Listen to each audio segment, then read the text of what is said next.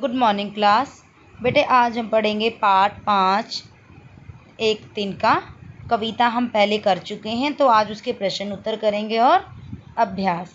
तो बेटा हमारा पहला प्रश्न है, कवि को अपनी गलती का एहसास कब हुआ? जब कवि की आँख से तिनका निकला तब उन्हें अपनी गलती का एहसास हुआ कि उन्हें घमंड नहीं करना चाहिए था। उनका घमंड तो एक मामूली तिनके ने ही तोड़ दिया। कवि की आँख से तिनका कैसे निकला? कवि की आँख से तिनका किसी तरकीब से निकला। इस कविता से हमें क्या सीख मिलती है? इस कविता से हमें सीख मिलती है कि हमें कभी भी घमंड नहीं करना चाहिए। आगे, कवि क्यों बेचैन हो गया था? कवि की आँख में तिनका चले जाने के बाद आँख लाल होकर दुखने लगी, जिस कारण कवि बेचैन हो गए। किस घटना से कवि अपना अहम भूल गए, यानी कि घमंड भूल गए? तिनका आँख में चले जाने वाली घटना से कवि अपना अहम भूल गए थे।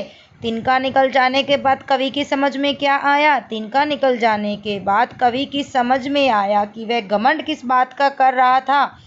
एक मामूली सा तिनका उसके घमंड को चूर चूर कर गया। आगे बेटा दीर्घ प्रश्न उत्तर है हमारे।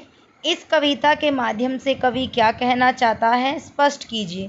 इस कविता के माध्यम से कवि यह बताना चाहते हैं कि घमंड के कारण व्यक्ति अपने आप को सर्वश्रेष्ठ, यानी कि सभी से श्रेष्ठ समझने लगता है और दूसरों को हीन समझने लगता है। बेटा यहाँ पर हीन आएगा, हीन, यहाँ पर ना हीन लिखना है आपको। और दूसरों को हीन समझने लगता है, हीन समझने लगता है, लेकिन विपरीत परिस्थितियाँ उसे वास्तविकता का ज्ञान करा देती हैं। इसलिए हमें कभी भी घमंड नहीं करना चाहिए। बेटा यहाँ पर हीन आएगा, प्लीज़ लिख लेना। मैम बाय मिस्टेक गलती से रह गया टाइपिंग में, है हीन, यानी कि दूसरे व्यक्ति को कम समझने लगता है, लेकिन विपरीत परिस्थितियाँ, बदली हुई परिस्थितियाँ उसे वास्तविकता का, यानी कि सच्चाई का ज्ञान करा देती हैं। इसलिए हमें कभी भी घमंड नहीं करना चाहिए। उसके बाद यहाँ पे बेटे दीर्घ प्रश्न में ही हमारी इनकी सप्रसंग व्याख्या करनी है। मैं घमंडों में भरा ऐठा हुआ एक दिन जब था मुंडेरे पर खड़ा, अचानक दूर से उड़ता हुआ एक तिनका आँख में मेरी पड़ा। तो इन पंक्तियों में कवि ओध जी अपने घर की मुंडेर पर घमंड में खड़े हैं, तभी अचानक उनकी आँख में कहीं से उड़कर एक तिनका आ गिरता है। आगे है, जब किसी ढब से, ढब होता है बेटा तरीका, तरकीब से निकल तिनका गया, तब समझने यो मुझे ताने दिए, ऐठता तू किस लिए इतना रहा, एक तिनका है बहुत तेरे लिए। तो इन पंक्तियों में कवि कहते हैं कि किसी प्रकार, यानी किसी तरकीब से उनकी आंखों से तिनका निकल गया। इसके बाद उनके मन में एक ख्याल आया कि उन्हें घमंड नहीं करना चाहिए था। उनका घमंड तो एक मामूली तिनके ने ही तोड़ दिया। आगे यहाँ से एक्सरसाइज के प्रश्न स्टार्ट है बेटा।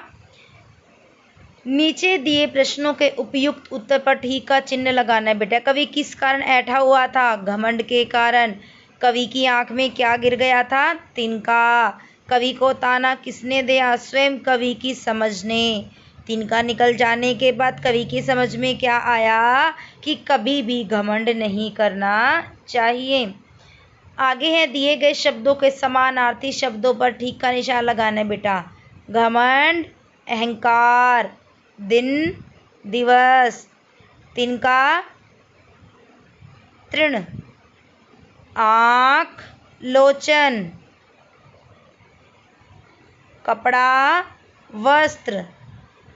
आगे है, नीचे दिए गए विशेषण शब्दों को भाववाचक संज्ञा में बदलना है बेटा। घमंड घमंडी, घमंडी का क्या हो गया? घमंड। बेचैन बेचैनी, चमकीला चमक, जोशीला जोश, दुखी दुख, प्यासा प्यास। उसके बाद है बेटा इनके वचन बदलने हैं। कारक रहित, यानी कि विदाउट कारक यहाँ पे लिखना है, फिर यहाँ पर कारक सहित लिखना है। जैसे कि दिन, 4 दिन, दिनों में कारक है यहाँ पर। हाथ, 2 हाथों में। मुंडेर, 2 मुंडेर, मुंडेरों पर।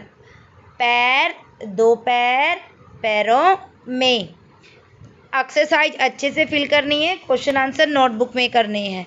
Okay, bye class.